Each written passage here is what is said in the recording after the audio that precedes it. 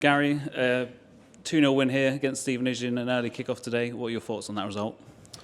Yeah, massive result. We knew the game would be awkward. We knew it would be full of chaos, full of first contact, second balls. I think there was a foul every 20 seconds that the ref has to control better. They don't want the game to be fast. They don't want the ball to be in play a lot. The ref allowed it to be slow and the ball not to be in play a lot. It must have been a great watch on Sky, I'm sure, but we tried our best to play football. We had moments where I thought we played really good football. We scored from a set piece again, which is something we've been working on, which is always pleasing for the staff, for the analyst, Al, Lauren and Harry, and obviously Perks' department, that we're working on them. So all credit to them. It gets us a lead in the game. And then that second goal was always important, which we spoke about in other games that we've lost this year that we didn't get. We got it today. But I said to the players, I still think there's more. I still think we can be much better as individuals and as a team. But I think that's the sign of a good team and the sign of our progression at this level as a team, that when we're not fully firing, we can still win a game fairly comfortably. You said it yourself there as well, but it really did feel like a stop-start game at times, with all the stoppages and everything. But we managed that really well, I felt. Yeah, look, the big thing from last week was game management, whether at the start of the game or the end of the game, and I thought the players, they had great ownership on Tuesday where we discussed that, players and staff, and I think the environment we have where we try and learn from every game is a good one.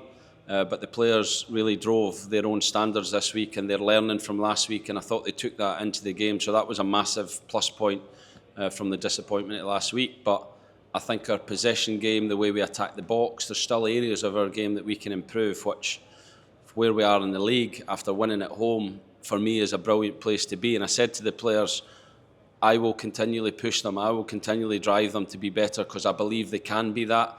And that should be a good thing for them, even at times if I think they sometimes look at me as if I'm a mad Scotsman, but I'll still push them, I'll still drive them, and to be the best they can be in their own careers, but the best they can be for this football club as well. Is it pleasing to see both goals scored early in both halves as well?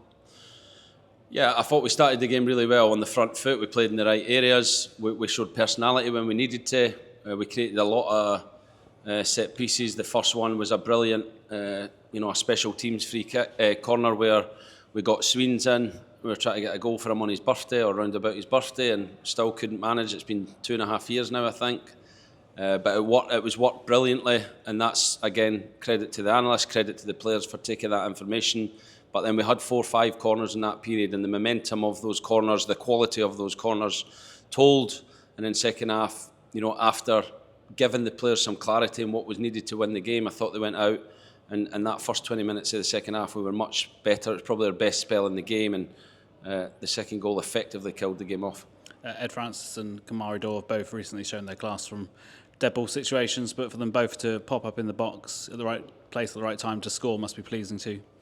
Yeah, brilliant for Ed. To score, he scored 3 goals now for the club, which we didn't sign him to score goals, but if he can do that every week, that would be great.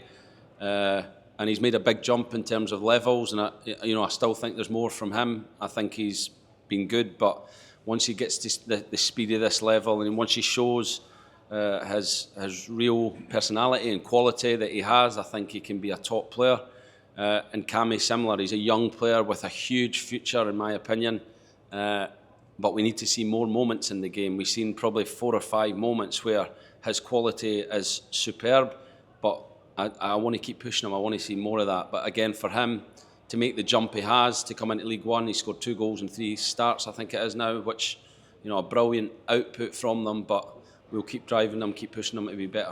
It seemed like quite a physical game in parts today as well. A few players going down with knocks and things. I think Jack McMillan obviously came off with what looked like a bit of a knock. Is there any update on how he is? Jack's got a dead leg. Tristan's got a cut on his lip. I said, tremendous, he'll look like me in 10-15 years, which will be a huge transformation from what he looks like now. But that's what a proper centre half should get, cuts, and I thought he was superb today. I thought the whole back line, we worked a lot on body contacts and winning first balls, and I thought we were superb at that, and that gave us a platform in the game. So he's going to get another few cuts in his career, and I'm sure that pretty face will look worse when he's retired. And a well-deserved clean sheet for the whole team as well, which can only breed confidence going forward. Yeah, it's what's gave us a platform. We've won every game we've won this season has been with a clean sheet. It's a huge aspect of our game we have to get better at as defending. I thought Joe, again, his personality, the way he breeds confidence through the team is brilliant, and he deserves his clean sheet. Even although he didn't make many saves, I thought we were loose in some set-piece actions that on another day might cost us. So again, it's a lesson we have to learn, but when you win, it's always better to show those examples and learn those lessons from a win rather than a defeat. So keep working next week, 2 big games where we want to keep this winning run going and put a run of games where we don't want to feel defeat for a period of time. And after signing yesterday, Muzzy as well got his first taste of action here, playing for the club, so that can only be beneficial to him. Yeah, brilliant. An experience. I thought he came on, and whilst he'll be the first to say he wasn't brilliant, he showed great experience. He made good decisions, when to hold the ball, when to clear, when to go and press. And that will be invaluable to him. That's why we've brought him in. He's been a brilliant character. He's trained extremely well. He'll only get better from playing games and training more.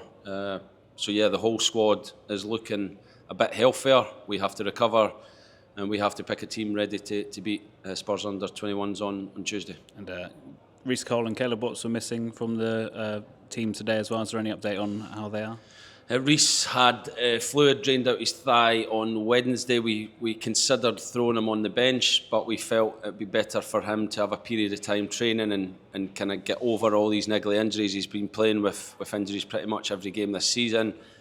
Caleb is fully fit, just missed out on the numbers and the quality we have in the squad, which can only be a good thing, that good players are missing out. It's up to him to keep fighting to try and get in.